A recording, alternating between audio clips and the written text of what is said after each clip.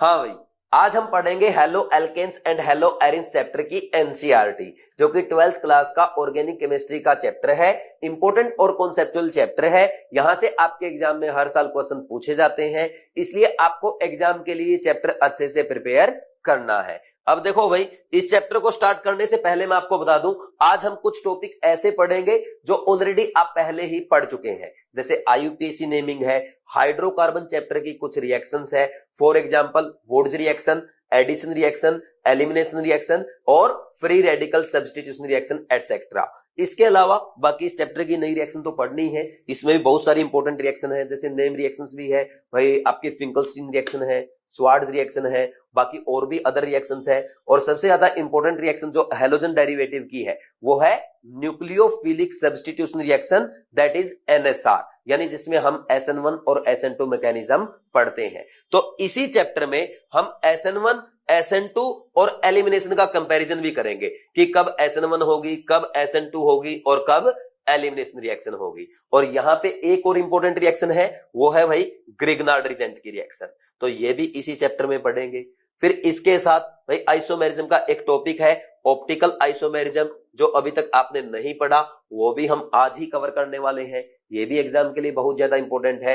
तो ओवरऑल ये कहना है कि भाई आज का लेक्चर आपके लिए बहुत इंपॉर्टेंट होने वाला है, इसलिए आपको लेक्चर को अच्छे से समझना है और बाद में सारी इंपॉर्टेंट पॉइंट्स को अच्छे से रिवाइज करना है, ताकि आपसे एग्जाम में जो भी क्वेश्चन पूछा जाए आप इजीली सॉल्व कर सके। ठीक है भाई, अब हम स्टार्ट कर रहे हैं halo alkanes and halo arenes. तो देखो, इस पे फर्स्ट पेज पे जो लिखा हुआ ना, ये ऑलरेडी पहले से ही आपको पता है, फिर भी मैं एक बार आपको बता देता हूं। देखो, स्टार्टिंग में ये बताया गया है, जब आप हाइड्रोकार्बन के हाइड्रोजन एटम को हैलोजन एटम से रिप्लेस करते हैं तो इसको क्या कहेंगे, हैलोजन डेरिवेटिव, या क्या कहते हैं, एल्काइल हैलाइड। तो इसमें जो हैलोजन एटम जिस कार्बन से जुड़ा है उसका हाइब्रिडाइजेशन होता है sp3। सिमिलरली जब एरोमेटिक हाइड्रोकार्बन के हाइड्रोजन एटम को हैलोजन एटम से रिप्लेस करते हैं, इसको हम कहते हैं एराइल हैलाइड या हेलो एरिन। और इसमें जो कार्बन हैलोजन एटम से जुड़ा होता है इसका हाइब्रिडाइजेशन होता है sp2। तो ये सारी बातें यहाँ पे लिखी हुई है, ये ऑलरेडी आपको पता है,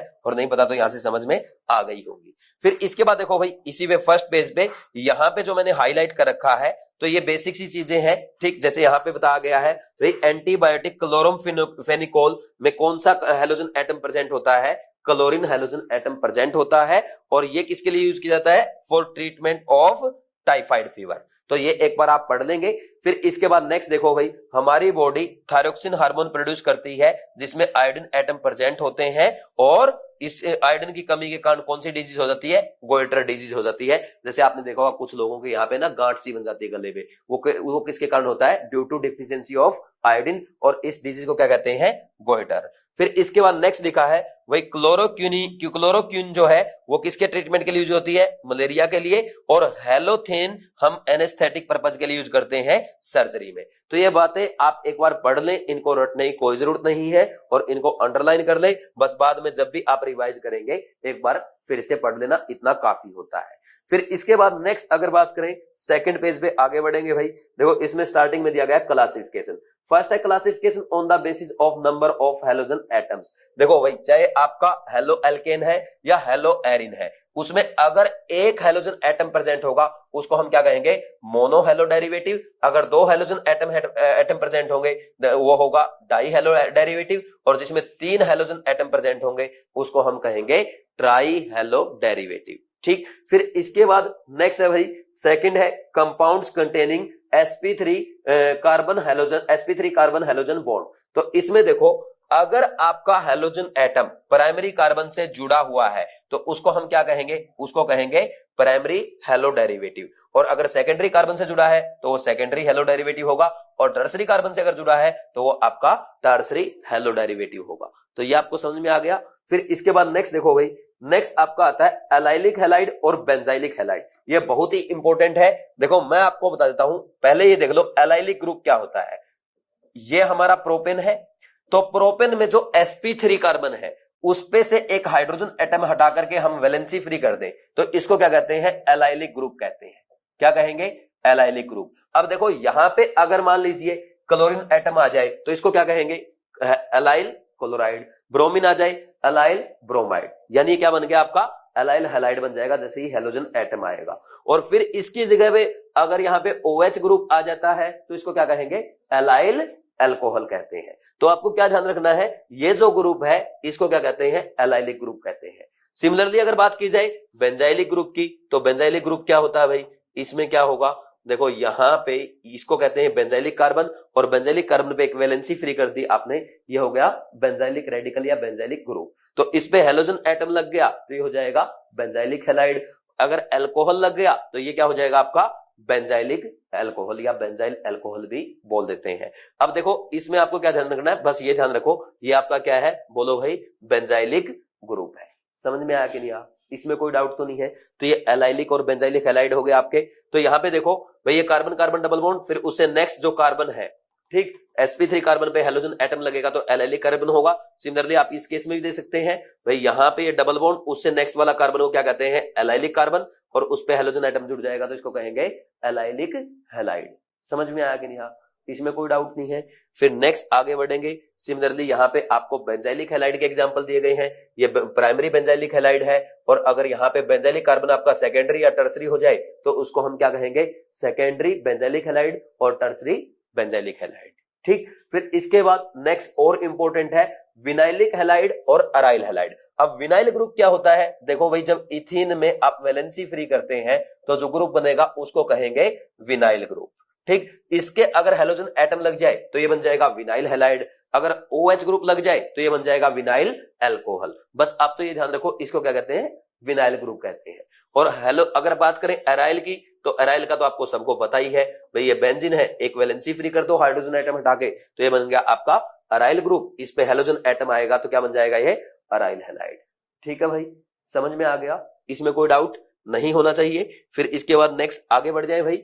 देखो अच्छा ये भी ध्यान रखना, ये जरूरी नहीं है कि आप ओनली वहां पे किसकी बात करेंगे, बोलो भाई यहाँ पे ओनली इथीन के वैलेंसी फ्री करके आप विनाइल ग्रुप बोलेंगे। कहने का मतलब ये है जब भी डबल बॉन्डेड कार्बन पे एक वैलेंसी फ्री होके वहां पे हैलोजन एटम आ जाएगा तो क्या बन जाएगा, विनाइलिक हैलाइड बन जाएगा। सिमिलरली आपका जो एरोमेटिक बेंजीन है उसका एक कार्बन फ्री करके तो आप क्या करेंगे, उस पे हैलोजन एटम आ गया तो क्या बन जाएगा, अराइल हैलाइड बन जाएगा। मेन क्या है, यहां पे हैलोजन एटम जो है इन दोनों केस में sp2 कार्बन से जुड़ा होता है। समझ में आया कि नहीं आया, इसमें कोई डाउट नहीं होना चाहिए। ठीक है भाई, पक्का। फिर इसके बाद नेक्स्ट आ जाओ नोमेनक्लेचर पे। अब देखो भाई नोमेनक्लेचर आप ऑलरेडी बहुत अच्छे से पढ़ चुके हैं, यहां तो ओनली हैलोजन डेरिवेटिव के नोमेनक्लेचर की बात की गई है। मैं तो पूरा आपको डिटेल में सभी फंक्शनल ग्रुप कंटेनिंग कंपाउंड के नोमेनक्लेचर सिखा चुका हूं, और वहां पे ये भी बता चुका हूं अगर एक से ज्यादा फंक्शनल ग्रुप प्रेजेंट हो तो आप नोमेनक्लेचर कैसे करते हैं, तो वहां पर आप डिटेल में सीख चुके हैं, तो यहां बार बार पढ़ने की जरूरत नहीं है। बस फिर भी अगर आप प्रैक्टिस के लिए करके देखना चाहते तो ये कर सकते हैं। देखो जैसे सिंपल ये है, इसमें क्या करेंगे भाई, ये सिंपल आपकी स्ट्रेट चेन हो गई, इसमें नंबरिंग करो, मिनिमम नंबर सब्स्टिट्यूएंट को देना है जो कि आपका हैलोजन एटम है, तो इधर से नंबरिंग करेंगे 1 2 3, ये हो गया 1 ब्रोमोप्रोपेन। सिमिलरली इसमें 1 2 3, ये हो गया 2 क्लोरोप्रोपेन। इसमें अगर करेंगे 1 2 3, 2 पे मिथाइल, 1 पे क्लोरो, 1 क्लोरो 2 मिथाइल प्रोपेन। यहाँ पे ये आपके ब्रोमीन एटम लगा है, ये ब्रोमोबेंजीन, ये 1 2 3 1 3 डाइब्रोमोबेंजीन। इसमें देखो 1 2 3 4 5 1 3 5 ट्राइब्रोमोबेंजीन। तो ऐसे ये नेम आप खुद भी लिख सकते हैं, ये और भी एग्जांपल यहाँ पे आपको बताए गए हैं। फिर इसके बाद नेक्स्ट आ जाओ भाई, ये एग्जांपल आप कर सकते हैं। अच्छा ये एक है आपका जेम डाइहैलाइड। भाई जेम डाइहैलाइड का मतलब क्या होता है भाई, जब एक ही कार्बन से दो हैलोजन एटम लगे होंगे, दिस इज जेम डाइहैलाइड। और एक होता है विसिनल डाइहैलाइड, या जिसको सिंपली बोलते हैं विस डाइहैलाइड। तो इसमें जब एडजेसेंट कार्बन से दो हैलोजन एटम लगे होंगे तो इसको क्या कहते हैं, विसिनल डाइहैलाइड। ये भी आपको अच्छे समझ में आ गया। फिर इसके बाद देखो यहाँ पे ये टेबल आपकी गिवन है, और इस टेबल में कॉमन नेम भी लिखे हैं और साथ में IUPAC नेम भी लिखे हैं। जैसे ये देखो भाई, ये कॉमन नेम लिखा पहले वाला सेकेंडरी ब्यूटाइल। सेकेंडरी ब्यूटाइल आपको पता है, सिंपल आपने N ब्यूटाइल लिखा और उसमें सेकेंडरी कार्बन पे वैलेंसी फ्री कर दी, ये बन गया सेकेंडरी ब्यूटाइल। तो इसके क्लोरीन एटम लग जाएगा, ये बन गया सेकेंडरी क्लोराइड। IUPAC नेम लिख दो 2 क्लोरो ब्यूटेन।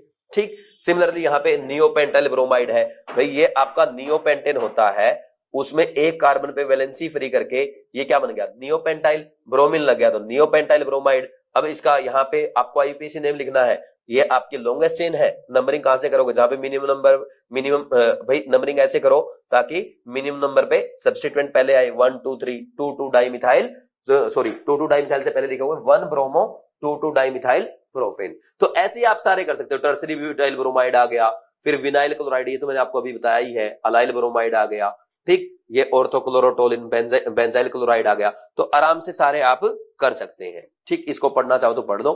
फिर इसके बाद देखो, फिर नेक्स्ट है वेरी इंपॉर्टेंट एग्जांपल 10.1। देखो भाई ये आपको अच्छे से प्रैक्टिस करना है क्योंकि यहां से आपके एग्जाम में क्वेश्चन पूछा जा सकता है। क्या पूछा गया है, draw the structure of all the 8 structural isomers that have the molecular formula C5H11Br, name each isomer according to IUPAC system and classify them as primary, secondary and tertiary bromide. तो देखो भाई आपको ये बोला गया है, जब आप पेंटेन का मोनोब्रोमो प्रोडक्ट बनाएंगे तो फॉर्मूला क्या बनेगा, C5H11Br। तो इसके टोटल कितने स्ट्रक्चरल आइसोमर बनते हैं, 8 स्ट्रक्चरल आइसोमर्स बनेंगे। ये एनसीईआरटी ने ऑलरेडी आपको लिख के दिया है। फिर ये बोला गया है इन 8 के 8 स्ट्रक्चरल आइसोमर्स के आपको स्ट्रक्चर लिखने हैं, IUPAC नेम लिखने हैं, और ये भी बताना कि कौन सा प्राइमरी है, कौन सा सेकेंडरी है और कौन सा टर्सरी ब्रोमाइड है। तो देखो ये क्वेश्चन ऑलरेडी मैं आपको IUPAC नोमेनक्लेचर में हाइड्रोकार्बन वाले चैप्टर में करवा चुका हूं। कैसे करवाया था बता देता हूं। देखो भाई मैंने आपको ये बोला था कि सबसे पहले आप क्या बनाएंगे, सिंपल 5 कार्बन की चेन बनाएंगे। तो उसमें देखो भाई ये 2 प्राइमरी कार्बन है, यहां से वैलेंसी फ्री करके अगर आप OH ग्रुप लगाएंगे तो क्या बनेगा, प्राइमरी अल्कोहल बनेगा। फिर दूसरा, ये दोनों सेकेंडरी कार्बन है, ये दोनों एक जैसे है, किसी एक से वैलेंसी फ्री करके OH लगाएंगे तो सेकेंडरी अल्कोहल बनेगा। और तीसरा, ये वाला सेकेंडरी कार्बन जो है ये अलग टाइप का है, तो इस पे जब आप वैलेंसी फ्री करके OH लगाएंगे तो 3 आइसोमर बनेंगे। फिर मैंने आपको बोला था आइसो ये एन पेंटेन के बनाए हैं, फिर आप आइसो पेंटेन के बनाएंगे, फिर उसके बाद नियो पेंटेन के बनाते हैं। ऐसे मैंने आपको सिखाया था। अब देखो फिर मैंने वहां पे ये भी बोला था कि हो सकता है एग्जामिनर यहाँ पे OH की बजाय आपसे पूछ ले कि कितने यहाँ पे मोनोक्लोरो प्रोडक्ट बनेंगे। तो आप क्या करेंगे, OH की जगह हर जगह क्या लगा देंगे, क्लोरीन आइटम लगा देंगे। अब एग्जामिनर ने क्या किया भाई, यहाँ पे क्लोरीन को हटा करके ब्रोमीन लगा दिया और क्वेश्चन बहुत टफ हो गया ना, है ना, हो गया ना टफ। भाई मैं पहले करवा चुका हूं आपको, ठीक। और अब आप खुद से लिख सकते हैं। पहले क्या करेंगे, पॉसिबल लिखेंगे एन पेंटेन में, फिर आइसोपेंटेन में, फिर नियोपेंटेन में। और अगर आपको लिखना नहीं आए, पहले मैंने आपको सिखाया है, तो आप ये एनसीईआरटी से देख सकते हैं। सारे स्ट्रक्चर गिवन है, इनके IUPAC नेम लिखे हुए हैं, ये भी बताया गया कौन सा प्राइमरी, कौन सा सेकेंडरी और कौन सा टर्सरी ब्रोमाइड है। ठीक है भाई, कर लेंगे।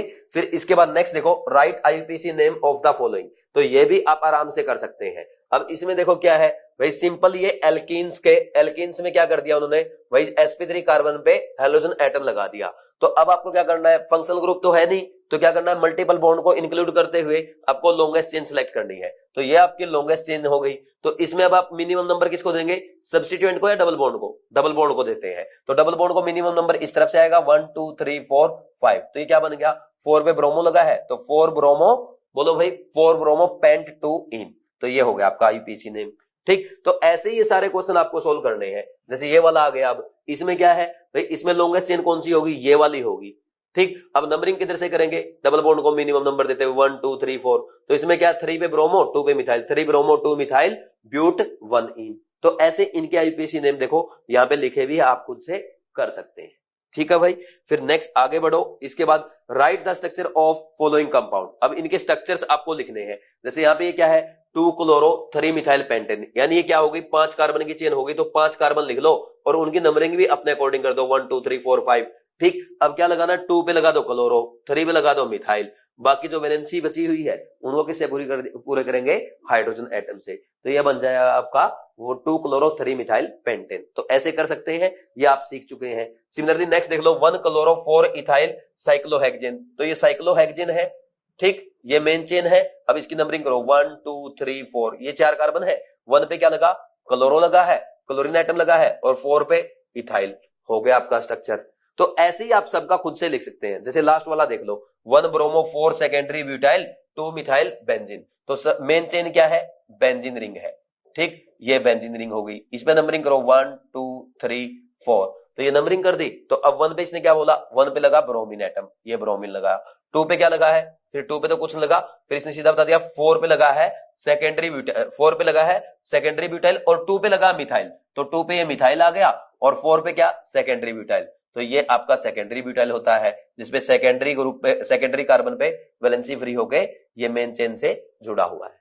ठीक, समझ में आया कि नहीं आया? कोई डाउट तो नहीं है? तो ऐसे स्ट्रक्चर भी आप खुद से लिख सकते हैं। फिर इसके बाद नेक्स्ट आगे बढ़ो भाई, नेचर ऑफ CX बॉन्ड। अब देखो CX बॉन्ड जो होगा इसमें क्या है, कार्बन तो क्या है भाई, इलेक्ट्रोपॉजिटिव एटम होगा किसके कंपैरिजन में, हैलोजन एटम के कंपैरिजन में, क्योंकि हैलोजन एटम की इलेक्ट्रोनेगेटिविटी ज्यादा होती है, इसलिए यहां पे क्या होगा, हैलोजन एटम पे पार्शियल नेगेटिव चार्ज और कार्बन पे पार्शियल पॉजिटिव चार्ज।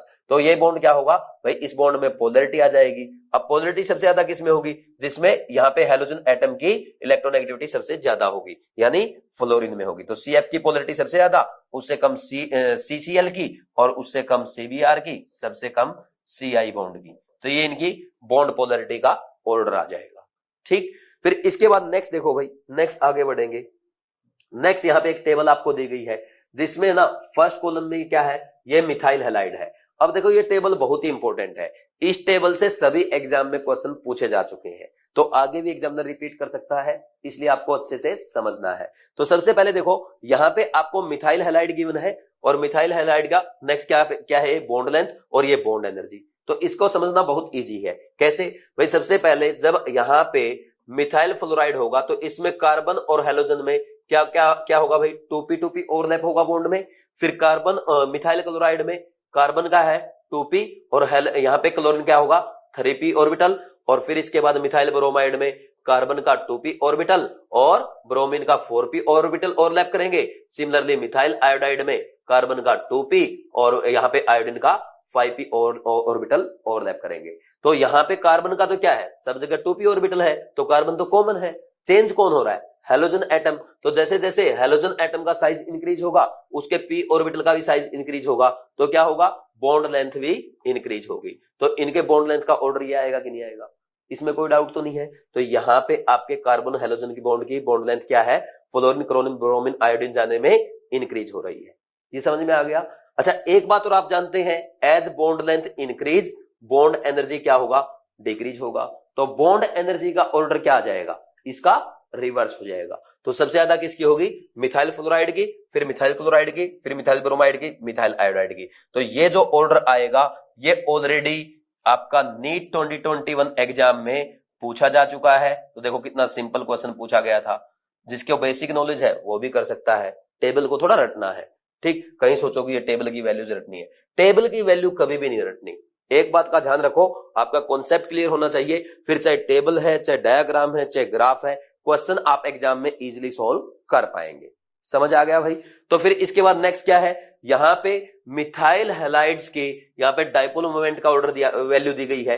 तो मैंने आपको एक बात पहले भी सिखा रखा है कि भाई मिथाइल हैलाइड में सबसे ज्यादा किसका होता है, मिथाइल क्लोराइड का, उससे कम किसका होगा, मिथाइल फ्लोराइड का, उससे कम मिथाइल ब्रोमाइड का, और सबसे कम मिथाइल आयोडाइड का। तो ये तो हमें पता है डाइपोल मोमेंट की वैल्यू कैसे कब डिक्रीज होगी, जैसे जैसे इलेक्ट्रोनेगेटिविटी एटम की डिक्रीज होगी, तो वैसे वैसे क्या होगा, बोलो भाई, वहां पे डाइपोल मोमेंट की वैल्यू डिक्रीज होती है। बट ध्यान क्या रखना है, यहाँ पे सबसे ज्यादा किसकी होती है, बोलो भाई, मिथाइल क्लोराइड की। तो इसको हाईलाइट कर दो, अलग से स्टार लगा दो, इसको जैसे मैंने गोले में बंद कर दिया ऐसे बंद कर दो, ताकि जब भी आप ऑर्डर देखें तो सीधा आपको याद आ जाए कि मिथाइल हैलाइड में सबसे ज्यादा डाइपोल मोमेंट किसका होता है, मिथाइल क्लोराइड का होता है।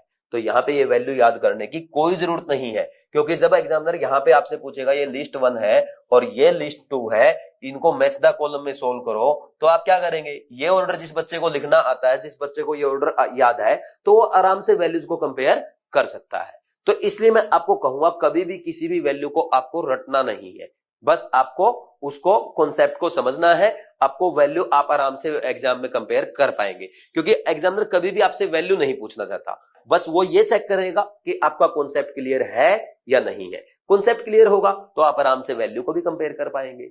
ठीक है ना भाई। फिर इसके बाद देखो भाई, ये क्वेश्चन तो पूछा गया था, ये ऑर्डर पूछा जा चुका है नीट 2021 में, और ये जो ऊपर वाला डाइपोल मोमेंट का ऑर्डर है ये IIT एडवांस, नीट एग्जाम, बाकी सभी एग्जाम्स में पूछा जा चुका है। अब एग्जामिनर ने कैसे पूछा, एक तो सिंपल ये ऑर्डर पूछा है, दूसरा इसके अलावा कई बार ये पूछा कि ये चारों ऑप्शन दे दिए, पूछ लिया कौन सा मिथाइल हैलाइड का डाइपोल मोमेंट मैक्सिमम होगा, तो आप आंसर टिक कर देंगे मिथाइल क्लोराइड का। अब हो सकता है नेक्स्ट पैटर्न कैसे पूछ ले, जैसा मैंने बताया कि लिस्ट 1 और लिस्ट 2 का बना के दे दिया, मैच द कॉलम सोल्व करो, तो कर लेंगे ना। आपको तो ऑर्डर पता है, वैल्यू कंपेयर करनी है, तो आराम से आप कर सकते हैं। तो ध्यान क्या रखना है, मिथाइल हैलाइड में सबसे ज्यादा डाइपोल मोमेंट किसका होगा, मिथाइल क्लोराइड का। उसके बाद जैसे हैलोजन एटम की इलेक्ट्रोनेगेटिविटी डिक्रीज होगी तो क्या होगा भाई, मिथाइल हैलाइड का डाइपोल मोमेंट डिक्रीज होगा। तो 2-3 बार तो मैंने ही रिपीट कर दिया, तो उम्मीद है अब आपको याद भी हो गया होगा, ठीक है ना। फिर इसके बाद आगे बढ़ते हैं। नेक्स्ट देखो भाई, नेक्स्ट है भाई टॉपिक कौन सा, method of preparation of halo alkanes. तो इसमें फर्स्ट हम कर रहे हैं फ्रॉम एल्कोहल्स। तो देखो इसमें क्या है, जो आपके अल्कोहल्स है उसकी रिएक्शन किसके साथ कराएंगे, कंसंट्रेटेड हैलोजन एसिड के साथ या फास्फोरस हैलाइड्स के साथ और थाइनोइल क्लोराइड के साथ। तो सबसे बेस्ट मेथड होता है थाइनोइल क्लोराइड के साथ रिएक्शन। क्यों, क्योंकि थाइनोइल क्लोराइड के साथ जब आप अल्कोहल की रिएक्शन करवाते हैं तो क्या होगा इसमें, देखो भाई, तो क्या बनेगा, एक तो आपका बनेगा एल्काइल क्लोराइड, साथ में बनेगा SO2 प्लस HCl। और SO2 और HCl यहां पे ये गैसियस कंपाउंड बनते हैं, इसलिए इजीली ये रिएक्शन मिक्सर से एस्केप कर जाएंगे और आपको प्योर एल्काइल क्लोराइड ऑब्टेन होता है।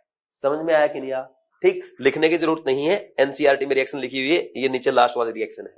ठीक, फिर इसमें देखो यहां पे लिखा भी है thionyl chloride is preferred because in this reaction alkyl halide is formed along with gaseous SO2 and HCl। These two gaseous products are escapable, hence the reaction gives pure alkyl halide। जो मैंने आपको बताया वही NCERT में लिखा हुआ है।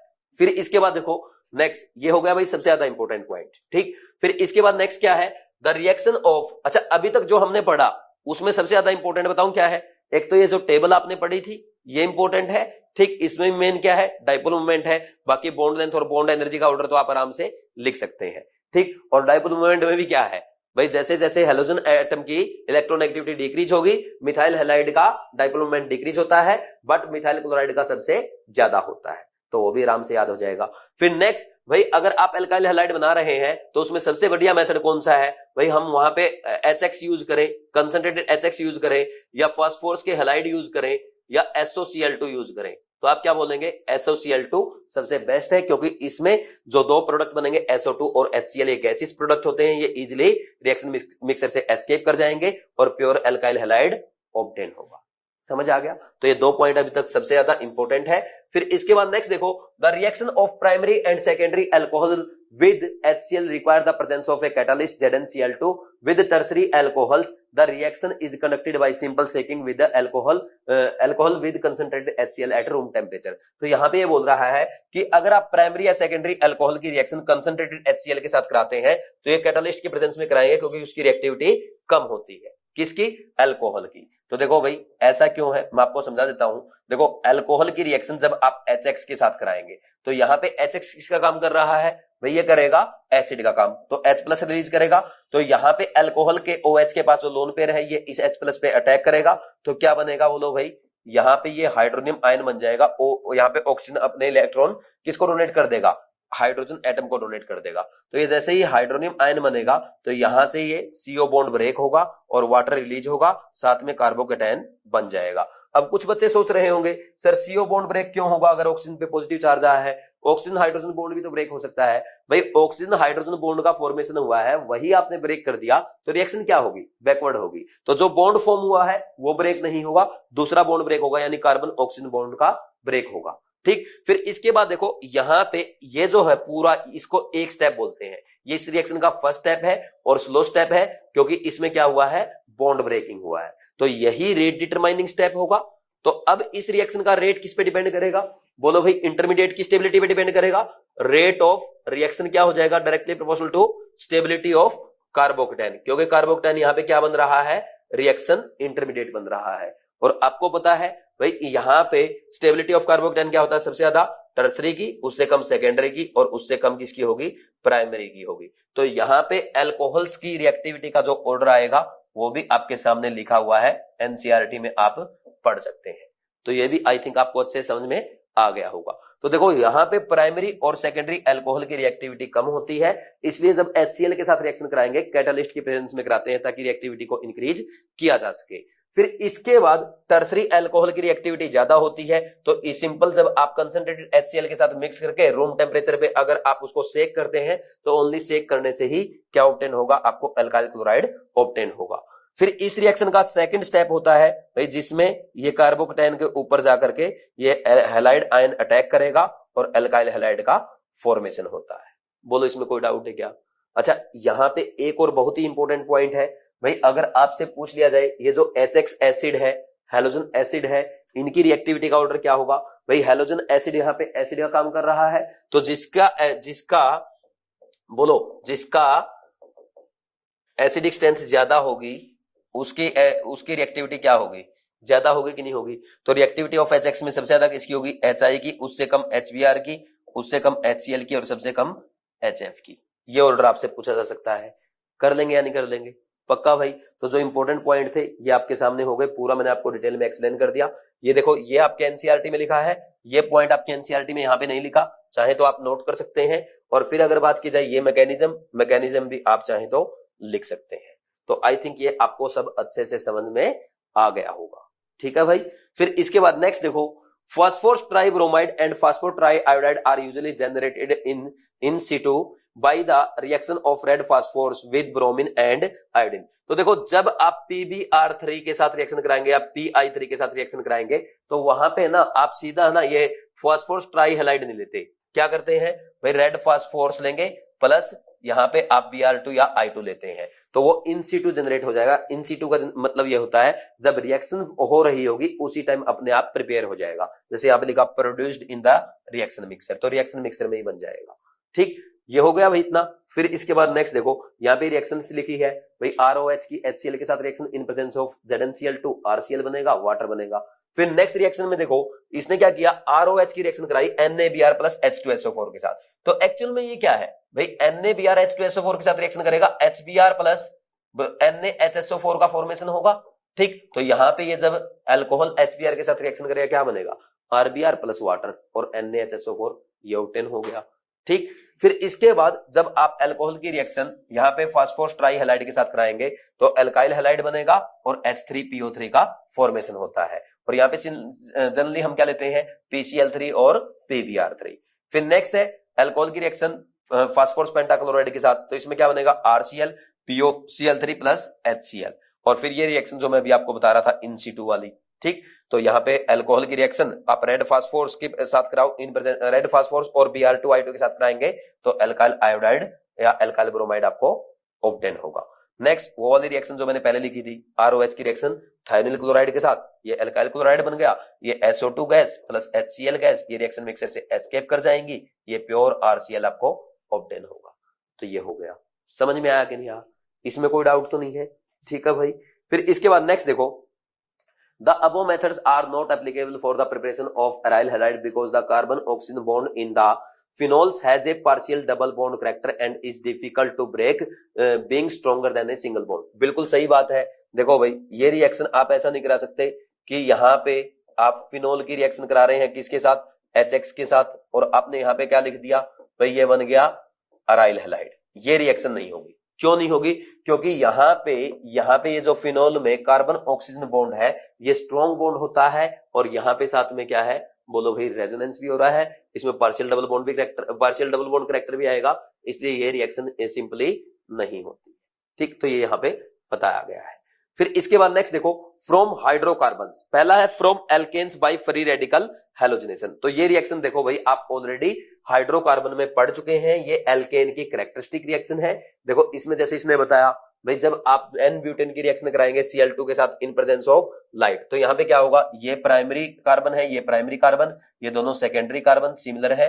तो एक तो आपका क्या हो सकता है भाई, सब्स्टिट्यूशन प्राइमरी कार्बन पे, दूसरा सब्स्टिट्यूशन क्या हो सकता है, सेकेंडरी कार्बन पे। तो ये आपके दो केस बनेंगे, तो ये दो एग्जांपल बन गए जो आपके सामने है। ठीक है भाई, हो जाएगा ऐसे। ठीक, ये था आपका फ्री रेडिकल सब्स्टिट्यूशन रिएक्शन जो ऑलरेडी आप हाइड्रोकार्बन में पढ़ चुके हैं। नेक्स्ट इसके बाद है फ्रॉम एल्कीन्स। एल्कीन में क्या होगा भाई, एडिशन रिएक्शन होगी। जैसे यहाँ पे ये एल्कीन है तो इसमें HX एसिड जब आप ऐड करेंगे तो मार्कोनी को रूल के अकॉर्डिंग क्या बन जाएगा, आपका अल्काइल हैलाइड का फॉर्मेशन होगा। ये भी आप हाइड्रोकार्बन वाले चैप्टर में ऑलरेडी पढ़ चुके हैं। फिर इसके बाद देखो, इसने एक एग्जांपल भी दिया है प्रोपिन के साथ, तो इसमें भाई इस डबल बॉन्ड को ब्रेक करेंगे तो मार्कोनी को रूल के according negative part of the reagent that is iodine कहां पे अटैच हो जाएगा भाई, जहां पे नंबर ऑफ हाइड्रोजन कम है। तो इसलिए ये जो 2 आयोडोप्रोपेन बनेगा ये मेजर प्रोडक्ट है, 1 आयोडोप्रोपेन जो बनेगा वो आपका माइनर प्रोडक्ट है। फिर नेक्स्ट इसके बाद आगे बढ़ो, एडिशन ऑफ हैलोजेंस भाई यहां पे जब आप क्या करेंगे, एल्कीन पे हैलोजन ऐड करेंगे, जैसे डायरेक्ट Br2 ऐड कर रहे हैं, तो इसमें क्या होगा भाई, ये आपका विसिनल डाइहैलाइड या यहां पे बोल सकते हैं विसिनल डाइब्रोमाइड आपका प्रोडक्ट बनता है। ठीक, फिर इसके बाद ये सारी चीजें आप पढ़ चुके हैं, मैं फिर भी आपको बता रहा हूं, ये रिवीजन चल रहा है। जैसे FR-SR ये एडिशन रिएक्शन थी और ये भी आपकी एडिशन रिएक्शन थी। ठीक, तो ये आपका ओनली रिवीजन चल रहा है। कहीं सोचोगे सर तो इसको उड़ा रहे हैं, ये ऑलरेडी हम हाइड्रोकार्बन में पढ़ चुके हैं। ठीक है ना भाई। नेक्स्ट पढ़ो, very important question, identify all the possible monochloro structures expected to be formed on free radical monochlorination of this compound. तो इसमें देखो भाई कौन से स्ट्रक्चर बनेंगे। ये बन गया आपका, ये स्ट्रक्चर दिया ना, ये आपका आइसोपेंटेन है। ठीक है, ये वाला है। तो इसमें देखो भाई फ्री रेडिकल सब्स्टिट्यूशन कहां कहां हो सकता है। देखो एक तो मोनोक्लोरो प्रोडक्ट बना रहा है ना, तो Cl2 in presence of light. तो एक तो ये प्राइमरी कार्बन और ये प्राइमरी कार्बन दोनों सेम है, क्योंकि दोनों ही टर्सरी कार्बन से जुड़े हुए हैं। ठीक, फिर इसके बाद ये कार्बन अलग है और ये सेकेंडरी कार्बन अलग है और ये प्राइमरी कार्बन आपका अलग होगा। क्यों? क्योंकि ये सेकेंडरी से जुड़ा और ये दोनों टर्सरी से जुड़े हैं। तो देखो ये दोनों कार्बन तो एक ही टाइप का प्रोडक्ट देंगे। तो मान लीजिए आप बोलते हैं ए टाइप का प्रोडक्ट बनेगा, तो ये भी ए टाइप का ही बनाएगा, तो एक प्रोडक्ट तो उनका बन जाएगा। फिर ये प्राइमरी कार्बन पे अगर सब्स्टिट्यूशन होता है, ये बी टाइप का प्रोडक्ट बनेगा। सेकेंडरी कार्बन पे सब्स्टिट्यूशन होगा, ये सी टाइप का बनेगा। और अगर टर्सरी कार्बन पे सब्स्टिट्यूशन होगा, ये डी टाइप का बनेगा। तो कितने बन गए टोटल? ए, बी, सी और डी। तो ये आपके 4 प्रोडक्ट बनेंगे, जो आपके यहाँ पे आंसर में भी लिखे हुए हैं, क्योंकि वहां पे 4 टाइप के हाइड्रोजन एटम रिप्लेसिएबल है। ठीक, तो यहाँ पे 4 टाइप के ही आपके प्रोडक्ट बन जाएंगे। ठीक, आप खुद लिख के देख सकते हैं वहां पे, जैसे यहां से एक हाइड्रोजन हटाया एक Cl आ जाएगा, यहां से एक हाइड्रोजन हटाया एक Cl आ जाएगा, एक हाइड्रोजन हटाया एक Cl, एक हाइड्रोजन हटाया यहाँ पे एक Cl। तो ये 4 प्रोडक्ट बनेंगे, भले ही आप लिख के देख लेना। समझ गए ना। फिर इसके बाद नेक्स्ट आ जाओ भाई। नेक्स्ट है वेरी वेरी इंपॉर्टेंट रिएक्शन। ये आपके लिए नई रिएक्शन है, आप फर्स्ट टाइम पढ़ रहे हैं, आपको अच्छे से याद करना है। इसमें पढ़ो, halogen exchange, alkyl iodide are often prepared by the reaction of alkyl chloride या alkyl bromide with NaI in dry acetone. This reaction is known as Finkelstein reaction. NaCl or NaBr thus formed is precipitated in dry acetone. It facilitates the forward reaction according to Le-Chatelier principle. तो देखो कितनी important reaction. सबसे पहले भाई ये Finkelstein reaction है, जिसमें हम क्या करेंगे, एल्काइल क्लोराइड या एल्काइल ब्रोमाइड की रिएक्शन जब किसके साथ कराते हैं, सोडियम आयोडाइड के साथ इन प्रेजेंस ऑफ एसीटोन, तो क्या बनेगा, एल्काइल आयोडाइड बनेगा। तो यहाँ पे फिंकलस्टीन रिएक्शन का प्रोडक्ट क्या बनता है, एल्काइल आयोडाइड बनता है। ये आपको ध्यान रखना है, क्योंकि नेम रिएक्शन है, कुछ भी एग्जामिनर आपसे पूछ सकता है। और रिएक्टेंट आप क्या लेते हैं, रिएक्टेंट आप लेते हैं यहाँ पे, बोलो भाई एल्काइल क्लोराइड या एल्काइल ब्रोमाइड, और रिजेंट लेते हैं सोडियम आयोडाइड।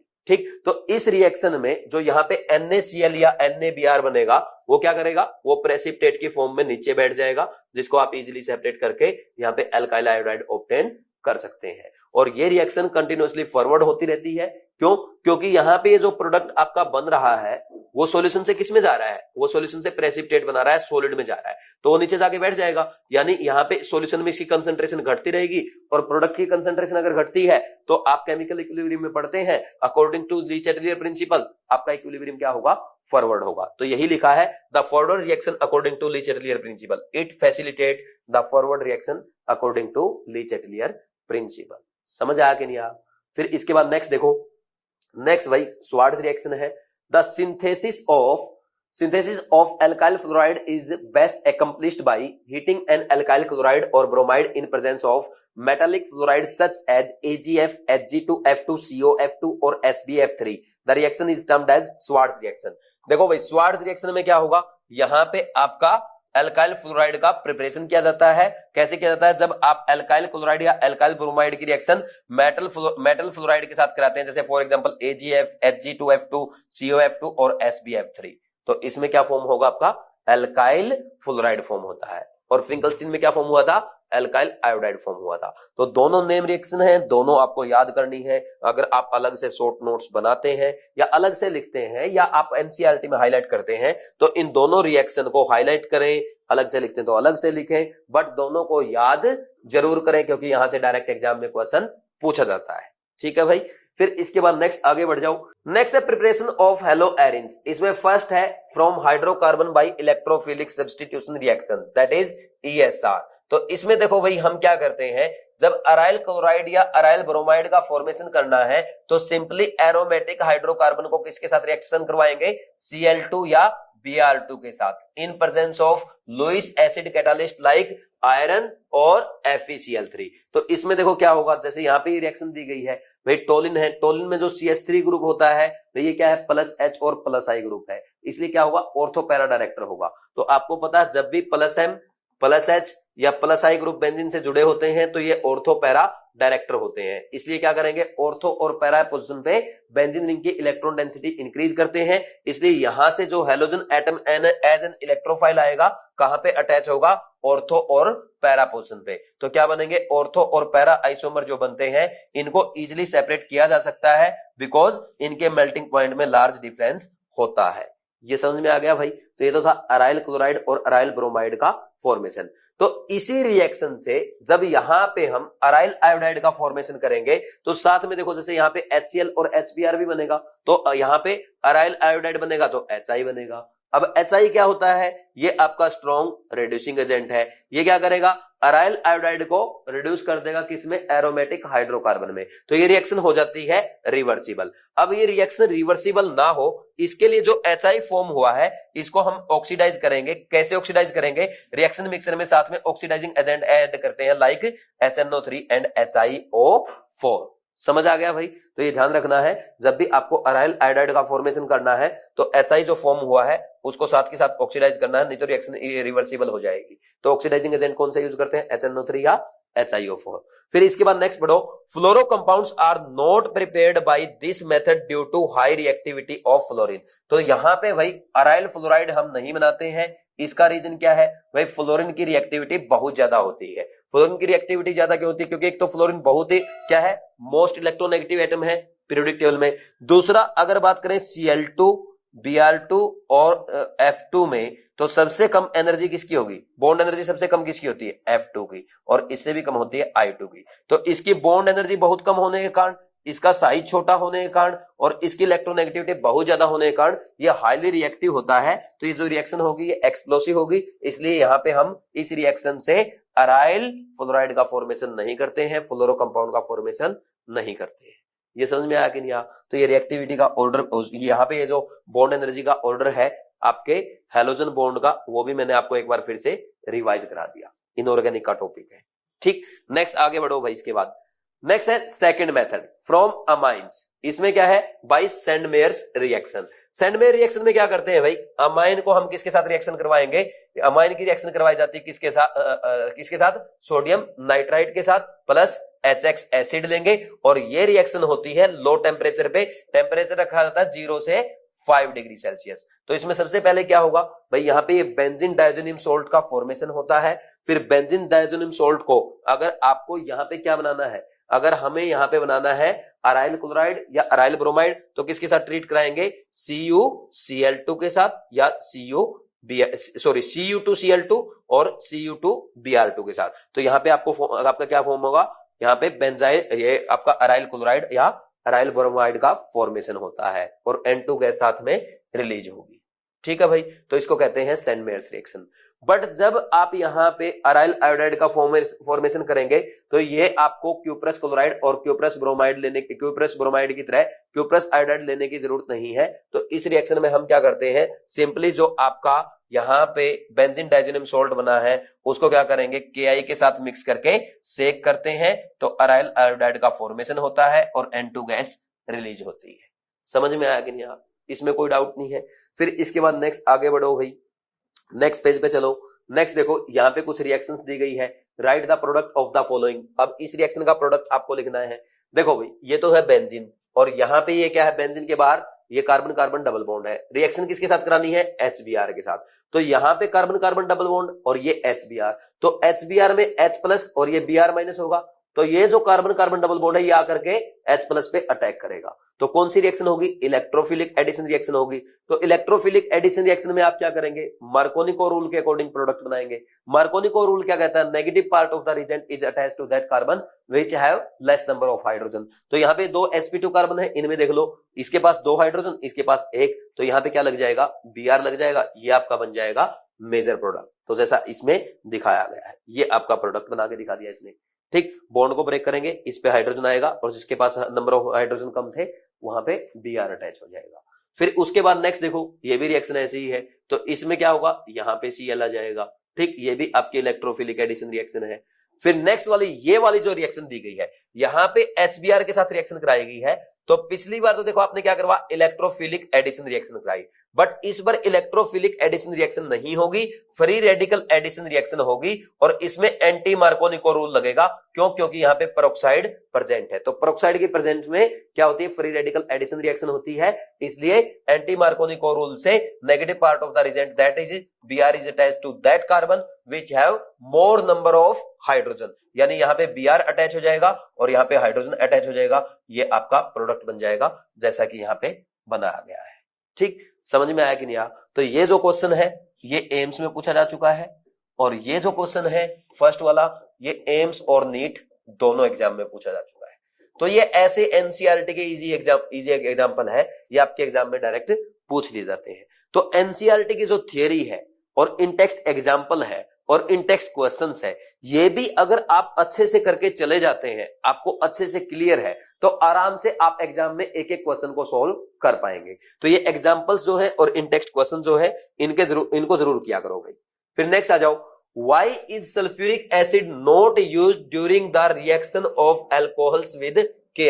तो देखो भाई, यहां पे अगर आपने क्या यूज किया भाई, ये बोल रहा है कि अल्कोहल की रिएक्शन जब आप HI के साथ करवा रहे हैं तो यहां पे H2SO4 क्यों नहीं यूज किया? क्योंकि जो H2SO4 आप यहां पे यूज करेंगे ना, ये अच्छा Ki लिखा ना इसने, Ki, तो यहां पे क्या होगा? बोलो भाई, Ki यहां पे जो H2SO4 के साथ जब रिएक्शन होगी क्या बनेगा? HI बनेगा और KHSO4 बनेगा। अब ये देखो, ये क्या है? स्ट्रॉन्ग रिड्यूसिंग एजेंट है और इसमें क्या है? सल्फर अपनी मैक्सिमम ऑक्सीडेशन स्टेट में है, तो ये किसका काम करेगा? ऑक्सीडाइजिंग एजेंट का काम करेगा। इसलिए क्या करेगा भाई, यहां पे HI जो फॉर्म हुआ है इसको किस में ऑक्सीडाइज कर देगा? I2 में ऑक्सीडाइज कर देगा और यहां पे आपका I2 फॉर्म होगा, ना कि एल्काइल आयोडाइड फॉर्म होगा। तो ये समझ में आ गया नहीं? तो यहाँ पे स्ट्रॉन्ग ऑक्सीडाइजिंग एजेंट होने की वजह से क्या कर देता है? I माइनस को किस में ऑक्सीडाइज कर देगा? I2 में ऑक्सीडाइज कर देता है। ये इसका रीजन है। नेक्स्ट देखो, write structure of different di halogen derivative of propane. भाई अब जो आपका प्रोपेन है उसके आपको डाई हैलोजन डेरिवेटिव बनाने हैं और कितने स्ट्रक्चर बनेंगे वो आपको बताना है। तो देखो, सबसे पहले आप ऐसा सीख लो भाई, ये 3 कार्बन की चेन होगी। अब इस 3 कार्बन की चेन में मुझे 2 हैलोजन एटम लगाने हैं। एक तो सिंपल मेथड ये है भाई, मैं दोनों हैलोजन एटम फर्स्ट कार्बन पे लगा दूं, ये बन जाएगा 1,1 डाइक्लोरोप्रोपेन। फिर दूसरा मेथड ये है भाई, दोनों को क्या करूं भाई, अलग अलग कार्बन से लगा दूं, ये बन जाएगा आपका 1,2 डाइक्लोरोप्रोपेन। ठीक, फिर एक और मेथड क्या कर सकता हूं भाई, मैं इन दोनों को यहां पे ऐसे इस पे लगाने की बजाय सेकंड कार्बन पे थर्ड पे लगा दूंगा, तो ये क्या बन गया? 1,3 डाइक्लोरोप्रोपेन। और कोई मेथड बन सकता है क्या? अब आपके माइंड में ऐसा आ रहा होगा, सर मैं क्या करूंगा, ये सेकंड और थर्ड पे लगा दूंगा और मैं बोल दूंगा ये 2,3 है। भाई ये 2,3 नहीं है, अब नंबरिंग इस साइड से होगी, ये बन जाएगा 1,2 डाइक्लोरोप्रोपेन, जो पहले ही आप कर चुके हैं। अच्छा, एक काम आप जरूर कर सकते हैं भाई, ये जरूर कर सकते हैं, यहां पे दोनों को किस पे लगा दो? सेकंड कार्बन पे लगा दो, तो ये बन जाएगा 2,2 डाइक्लोरोप्रोपेन। ठीक, अब कुछ बच्चे ये सोच रहे होंगे, सर जैसे इसमें 1,1 डाइक्लोरो है, ये 2,2 डाइक्लोरो, अब इस पे लगाऊंगा 3,3 डाइक्लोरो, भाई वापिस इधर से नंबरिंग हो जाएगी फिर। ठीक, नंबरिंग इधर से होगी तो 1,1 डाइक्लोरोप्रोपेन बन जाएगा, सेम वही आ जाएगा। तो इसके कितने आइसोमर बन गए? 1, 2, 3, 4। तो ये आपका एनसीईआरटी का क्वेश्चन है, आप लिखना चाहें तो लिख सकते हैं। फिर इसके बाद नेक्स्ट देखो भाई, among the isomeric alkenes of molecular formula C5H12 identify the one that on photochemical chlorination yields a single monochloride, 3 isomeric monochloride, 4 isomeric monochloride। तो देखो, बहुत ही शानदार क्वेश्चन है, इसको मैं हटा रहा हूं भाई, है ना, ये आपने उम्मीद है लिख लिया होगा। तो देखो, सबसे पहले आप ये सीख लो कि आपके पेंटेन जो है, पेंटेन के कितने आइसोमर बनेंगे, आप खुद मुझे बताओ भाई। एक तो सिंपल, ये वाला बनेगा एन पेंटेन, दूसरा क्या बनेगा, दूसरा बनेगा आपका आइसोपेंटेन, और तीसरा क्या बनेगा, ये बनेगा आपका नियोपेंटेन। तो अब एक बात बताओ, जो नियोपेंटेन है उसमें ना आपका एक ही टाइप का हाइड्रोजन है। देखो सब में ये क्या, ये 4 डिग्री कार्बन, ये सारे क्या है 1 डिग्री कार्बन, सारे एक जैसे हैं, जो किससे है 4 डिग्री कार्बन से जुड़े हैं। तो सभी प्राइमरी कार्बन के पास एक ही टाइप का प्राइमरी हाइड्रोजन है, तो एक ही इसका आइसोमर बन सकता है, तो ये एक ही इसका मोनोक्लोरो प्रोडक्ट बनेगा। तो सिंगल मोनोक्लोरो प्रोडक्ट किसका बना, बोलो भाई, ये बना नियोपेंटेन का। तो इसका आंसर आ जाएगा नियोपेंटेन, फर्स्ट क्वेश्चन का। ठीक, समझ आया। फिर इसके बाद अगर आप बात करें यहां पे ये वाला, इसमें ये प्राइमरी कार्बन सेम है, क्योंकि दोनों सेकेंडरी से जुड़े हुए हैं, और ये सेकेंडरी दोनों सेम है। बट अगर इस सेकेंडरी कार्बन की बात करेंगे, ये डिफरेंट है, क्योंकि ये दोनों तरफ किससे जुड़ा है, सेकेंडरी से जुड़ा है, जबकि ये सेकेंडरी और प्राइमरी से जुड़े हुए हैं। तो यहां पे एक प्रोडक्ट तो यहां पे ए टाइप का यहां से आएगा, और एक इनसे आएगा दोनों से बी टाइप का, और एक आएगा यहां से सी टाइप का। तो यहां पे 3 आइसोमर कौन देगा, बोलो भाई एन पेंटेन। तो 3 आइसोमर मोनोक्लोराइड किसके बनेंगे, एन पेंटेन से बनेंगे।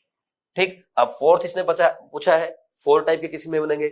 अब उसमें चेक करो, यहां पे ये आपका प्राइमरी कार्बन है, ये प्राइमरी कार्बन दोनों एक जैसे हैं क्योंकि दोनों टर्सरी से जुड़े हैं। ये आपका टर्सरी कार्बन और ये आपका सेकेंडरी, और ये प्राइमरी अलग है क्योंकि ये किससे जुड़ा है, सेकेंडरी कार्बन से। तो एक आइसोमर तो यहां से बनेगा ए टाइप, और इन दोनों से एक ही टाइप का बनेगा बी टाइप आइसोमर बोल सकते हैं उसको। ठीक, यहां पे क्लोरीन इस पे लगाओ या इस पे लगाओ, एक ही बात है, बट इस पे लगाएंगे तो अलग बात है, क्योंकि ये अलग टाइप का प्राइमरी हाइड्रोजन है। ठीक, तो ए टाइप का, बी टाइप का, दूसरा सेकेंडरी कार्बन पे आपका क्लोरीन आएगा सी टाइप, और चौथा आएगा आपका टर्सरी कार्बन में क्लोरीन डी टाइप। तो इसमें कितने बनेंगे, A B C D, 4 isomer बनेंगे।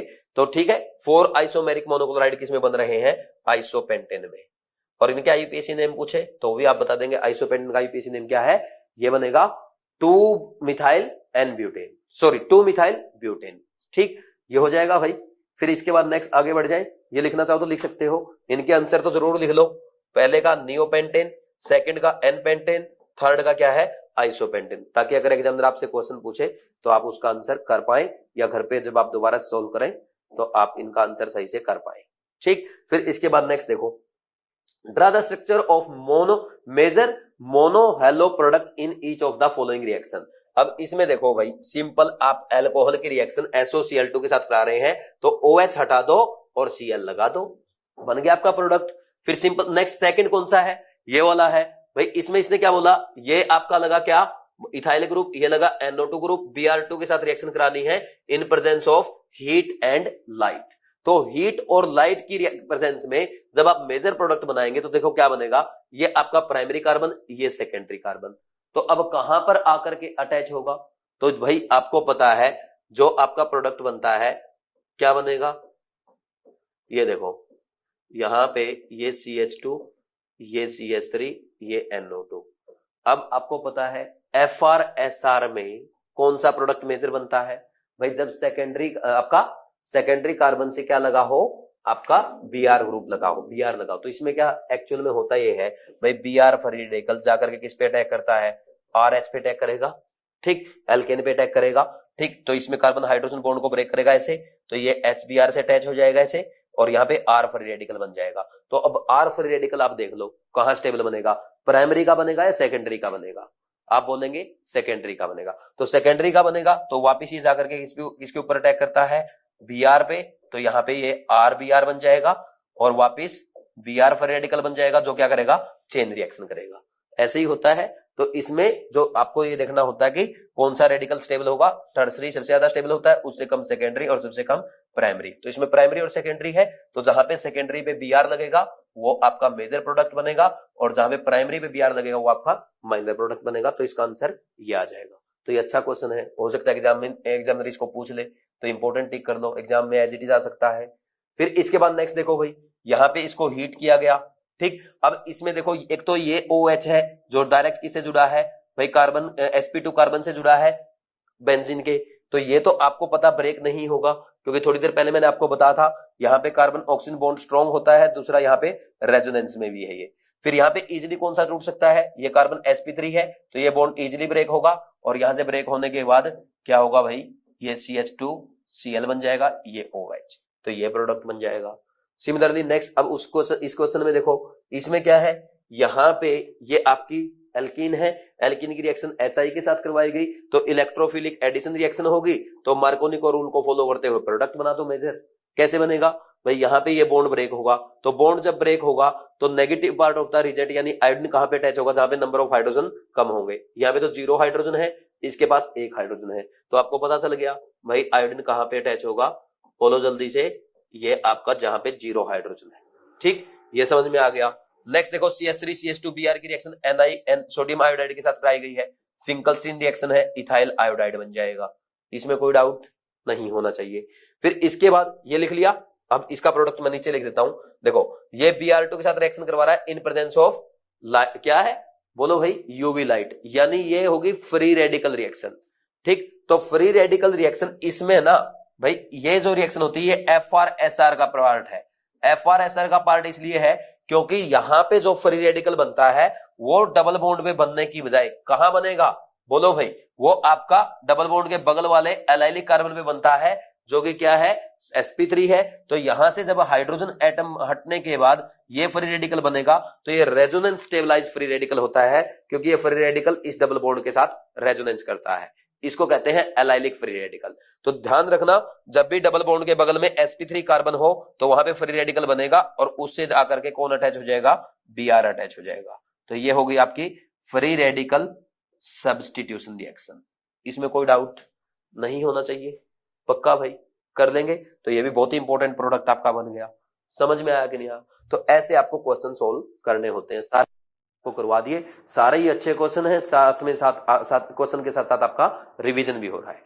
ठीक, फिर इसके बाद नेक्स्ट आगे बढ़ो, नेक्स्ट है फिजिकल प्रॉपर्टीज। देखो भाई यहां पे लिखा है एल्काइल हैलाइड प्योर फॉर्म में कलरलेस होते हैं, बट एल्काइल ब्रोमाइड और एल्काइल आयोडाइड लाइट की प्रेजेंस में कलर शो करते हैं, और बहुत सारे हैलोजन कंपाउंड क्या है, स्वीट स्मेलिंग कंपाउंड होते हैं। तो ये इंपॉर्टेंट नहीं है, इसके आगे आप बढ़ेंगे नेक्स्ट पेज पे, जहां पे इंपॉर्टेंट पॉइंट है melting point and boiling point, और इसमें भी सबसे ज्यादा इंपॉर्टेंट क्या है, बॉइलिंग पॉइंट, जिसके बारे में ऑलरेडी आप पढ़ चुके हैं कि boiling point is directly proportional to molecular weight and inversely proportional to branching होता है। ठीक है भाई, ये आपको याद है, और अगर याद नहीं है एक बार फिर से आप लिख के इसको रिवाइज करेंगे। तो यहां पे देखो मॉलिक्यूलर वेट के बेसिस पे आप बोल सकते हैं कि एल्काइल आयोडाइड का बॉइलिंग पॉइंट सबसे ज्यादा होगा, उससे कम एल्काइल ब्रोमाइड का, उससे कम एल्काइल क्लोराइड का, और सबसे कम एल्काइल फ्लोराइड का। इसमें कोई डाउट है क्या भाई, बोलो। अगर आपसे पूछ लिया जाए ethyl fluoride, ethyl chloride, ethyl bromide और इथाइल आयोडाइड में सबसे ज्यादा बॉइलिंग पॉइंट किसका होगा, तो आप कहेंगे इथाइल आयोडाइड का होगा, पक्का। ठीक है भाई, फिर इसके बाद देखो, अगर हम बात करें मॉलिक्यूलर वेट की, अगर आपको दो कंपाउंड दे दिया जाए जिसमें एक तो है एल्काइल हैलाइड और दूसरा है हाइड्रोकार्बन, बट दोनों का मॉलिक्यूलर वेट क्या है, ऑलमोस्ट सेम है, यानी कंपेरेबल मॉलिक्यूलर मास है, तो उस केस में बॉइलिंग पॉइंट किसका ज्यादा होगा। देखो भाई यहां पे अगर बात करें एल्काइल हैलाइड में, तो इसमें हैलोजन एटम इलेक्ट्रोनेगेटिव होता है, इसलिए उसपे पार्शियल नेगेटिव चार्ज आएगा, और कार्बन पे पार्शियल पॉजिटिव चार्ज आएगा। तो ऐसे यहां पे डाइपोल फॉर्म हो जाएगा, और डाइपोल फॉर्म होने की वजह से एल्काइल हैलाइड के मॉलिक्यूल्स में आपस में डाइपोल डाइपोल इंटरेक्शन होगा, जिसके कारण एल्काइल हैलाइड का बॉइलिंग पॉइंट हाइड्रोकार्बन से ज्यादा होगा। तो ये आपको यहां पे एक्सप्लेन किया गया है। बोलो भाई इसमें कोई डाउट है क्या, कर देंगे। ठीक, फिर इसके बाद नेक्स्ट देखो, अगर बात की जाए ब्रांचिंग की, तो ब्रांचिंग का एग्जांपल आपका आगे लिखा हुआ है। नेक्स्ट आगे आप बढ़ेंगे, देखो भाई ये लिखा boiling point of isomeric halo alkenes decrease with increase in branching. जैसे एग्जांपल में देखो, सबसे पहले ये क्या है, ये है भाई आपका 1 ब्रोमोब्यूटेन, और ये है 2 ब्रोमोब्यूटेन, और ये है 2 मिथाइल प्रोपेन। तो इसमें सबसे ज्यादा ब्रांचिंग है, इसलिए इसका बॉइलिंग पॉइंट सबसे कम है, और इसमें ये बिल्कुल स्ट्रेट चेन है, इसलिए इसका बॉइलिंग पॉइंट सबसे ज्यादा है। तो जैसे जैसे ब्रांचिंग इंक्रीज होगी क्या होगा, बॉइलिंग पॉइंट डिक्रीज होगा। तो यहाँ पे ये बॉइलिंग पॉइंट की जो वैल्यूज लिखी है ये आपको याद नहीं करनी, बस आपको तो ये देखना है as branching increase boiling point decrease. तो अगर एग्जाम में आपको लिख के दे दिया जाए, जैसे ये लिख दिया 1 ब्रोमोब्यूटेन लिख दिया, फिर लिख दिया 2 ब्रोमोब्यूटेन, और फिर लिख दिया 2 ब्रोमो 2 मिथाइल प्रोपेन, तो तो ये लिस्ट 1 में लिख दिया और यहाँ पे लिस्ट 2 में इनके बॉइलिंग पॉइंट की वैल्यू लिख दी। तो आप कंपेयर कर पाएंगे या नहीं कर पाएंगे?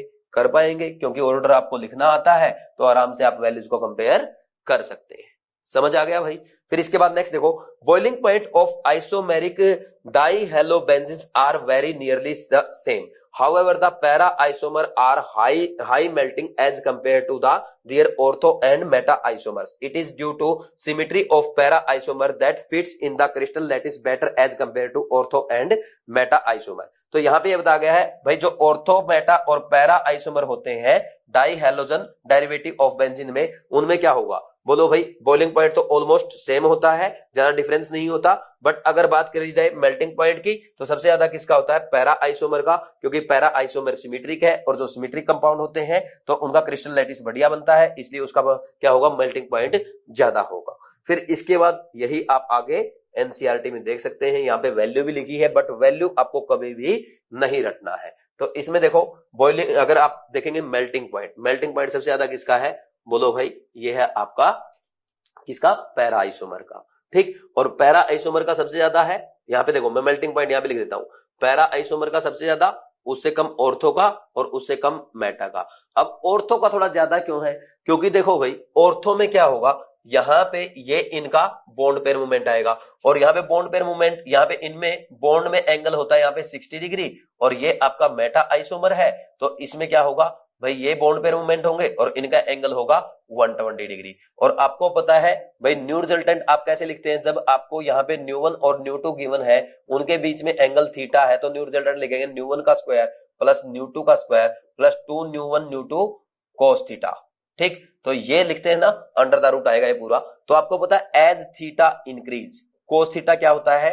डिक्रीज होता है, हेंस न्यू रिजल्टेंट क्या होगा? डिक्रीज होगा। तो यहाँ पे न्यू की अगर बात की जाए तो किसका ज्यादा होगा? ऑर्थो का पैरा से ज्यादा होगा, और जिसका न्यू ज्यादा होगा तो उसमें क्या होगा? फोर्स ऑफ अट्रैक्शन, यानी उसका डाइपोल मोमेंट ज्यादा होगा तो उसमें डाइपोल फोर्स ऑफ अट्रैक्शन ज्यादा होंगे, इसलिए मेटा से ज्यादा मेल्टिंग पॉइंट किसका होगा? बोलो भाई, ऑर्थो का होगा। तो ये वैल्यू भी आपको रटने की जरूरत नहीं है। समझ आया कि नहीं आया? इसमें कोई डाउट तो नहीं है। फिर ऐसे ही अगर आप बात करें बॉइलिंग पॉइंट की तो सबसे ज्यादा भाई यहाँ पे न्यू की अगर बात करेंगे भाई, न्यू भी आपसे पूछ लिया जाता है, तो न्यू किसका होगा? ऑर्थो डाइक्लोरोबेंजीन का। फिर उससे कम होता है मेटा डाइक्लोरोबेंजीन का, और इसका न्यू तो क्या होगा? 0 होगा, क्योंकि इनके बीच में एंगल क्या है? 180 डिग्री है, तो एक दूसरे को कैंसिल कर देगा, पैरा का सबसे कम होता है। तो बॉइलिंग पॉइंट भी सबसे ज्यादा किसका आएगा? ऑर्थो का आएगा। फिर मेटा और पैरा में पैरा का थोड़ा ज्यादा होता है, क्योंकि ये सिमेट्रिक होता है। तो यहाँ पे आप हमेशा एक ध्यान रखो भाई, मेटा का तो सबसे कम होगा, चाहे बॉइलिंग पॉइंट हो चाहे मेल्टिंग पॉइंट हो। ठीक, बट अगर बात की जाए मेल्टिंग पॉइंट की तो भाई मेल्टिंग पॉइंट सिमेट्रिक कंपाउंड का ज्यादा होता है। सिमेट्रिक कौन है? बोलो भाई, पैरा आइसोमर है। ठीक, तो इसलिए मेल्टिंग पॉइंट जब आप लिखेंगे पैरा का ज्यादा, ऑर्थो का कम, और मेटा का तो बॉइलिंग और मेल्टिंग पॉइंट दोनों ही कम होते हैं। फिर यहाँ पे अगर आप देखेंगे बॉइलिंग पॉइंट का ऑर्डर, तो बॉइलिंग पॉइंट में देखो मेटा का सबसे कम हो गया, ऑर्थो और पैरा में ऑर्थो का ज्यादा होगा, क्योंकि ऑर्थो में क्या होगा भाई? यहाँ पे बोलो भाई, डाइपोल मोमेंट ज्यादा होने की वजह से इसका क्या होगा? डाइपोल अट्रैक्शन ज्यादा होंगे, इसलिए ऑर्थो का बॉइलिंग पॉइंट पैरा से ज्यादा होता है। समझ में आया कि नहीं आया? इसमें कोई डाउट तो नहीं है? पक्का? ठीक, अच्छा ये कॉन्सेप्ट हर जगह मत लगा देना, इसमें भी मत लगा देना कहीं ये मैं डाइपोल वाला कॉन्सेप्ट बॉइलिंग पॉइंट में बता रहा हूं, हर जगह उसको लगा दो, ऐसा मत करना। यहाँ पे पैरा का ज्यादा होता है ऑर्थो से। क्यों होता है उसका रीजन मैंने आपको बता दिया, क्योंकि पैरा सिमेट्रिक होता है। हर जगह सेम कॉन्सेप्ट मत लगा देना, बस आप तो उसको ऐसे की ऐसे याद रखने की कोशिश करो, क्योंकि एनसीईआरटी में गिवन है। ठीक, बस कभी कभी पूछता है ऐसे क्वेश्चन, जरूरी नहीं कि हर बार पूछे, है ना, बट आपको एक बार अगर आप उसको लिख लेंगे ऑर्डर को और एक बार पढ़ लेंगे तो उससे कोई नुकसान नहीं है, एग्जाम में आ गया तो बेनिफिट ही होगा।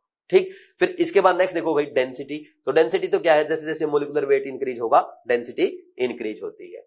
फिर नेक्स्ट सोल्युबिलिटी। तो देखो भाई, जो आपके एल्काइल हैलाइड्स हैं, अगर एल्काइल हैलाइड की बात की जाए तो यहाँ पे मैं क्या कहूंगा भाई, एल्काइल हैलाइड का जो पोलरिटी है वो बहुत ज्यादा नहीं होती, ये लेस पोलर होते हैं, इसलिए ऑर्गेनिक सोलवेंट में तो क्या होंगे? ज्यादा सोल्यूबल होंगे, जबकि आपके पोलर सोलवेंट लाइक वाटर में स्लाइटली सोल्यूबल यानी कम सोल्यूबल होते हैं। फिर नेक्स्ट इसके बाद एग्जांपल है भाई, इन टेक्स्ट क्वेश्चन है, arrange each set of compound in increasing order of boiling point. पहला है ब्रोमोमेथेन, ये है ब्रोमोफोम, और फिर ये है क्लोरोमेथेन, और ये है डाइब्रोमोमेथेन। तो सबसे ज्यादा किसका होगा? ब्रोमोफोम का, क्योंकि ब्रोमोफोम का फॉर्मूला क्या होगा? CH3। तो सबसे ज्यादा मोलिकुलर वेट इसका है। फिर इसके बाद ये डाइब्रोमोमेथेन और ये है क्लोरोमेथेन और वह ब्रोमोमेथेन। फिर इससे कम होगा डाइब्रोमोमेथेन का, ठीक, और फिर उससे कम होगा ब्रोमोमेथेन का, और इससे भी कम होगा क्लोरोमेथेन का, क्योंकि इसका मोलिकुलर वेट सबसे कम है, ठीक। फिर इसके बाद नेक्स्ट एग्जांपल है 1 क्लोरोप्रोपेन, आइसोप्रोपाइल क्लोराइड और 1 क्लोरोब्यूटेन। तो भाई जहां पे 1 क्लोरोब्यूटेन है उसका सबसे ज्यादा होगा, क्यों? क्योंकि उस केस में क्या है, बोलो भाई, सबसे ज्यादा मोलिकुलर वेट है। फिर उससे कम किसका होगा, ये आइसोप्रोपाइल क्लोराइड, ये 1 क्लोरोप्रोपेन। तो भाई आइसोप्रोपाइल क्लोराइड में क्या हो गया, ब्रांचिंग हो गई, इसलिए उसका 1 क्लोरोप्रोपेन से कम होगा। तो ये ऑर्डर आ जाएंगे। अगर आप लिखना चाहें तो लिख सकते हैं, क्योंकि यहां से एग्जाम में क्वेश्चन पूछे जा सकते हैं। इन टेक्स्ट एग्जाम्पल है भाई, एक बार अगर आप उसको सोल्व कर लेंगे, एक बार आप उसको रिवाइज कर लेंगे और एग्जाम में पूछ लिया तो बेनिफिट ही होगा, ठीक। इन टेक्स्ट एग्जाम्पल और इन टेक्स्ट क्वेश्चन जरूर किया करो, ठीक है भाई। ये लिख लेंगे, फिर इसके बाद हम आगे बढ़ेंगे और केमिकल रिएक्शंस पढ़ेंगे। लिखो जल्दी से।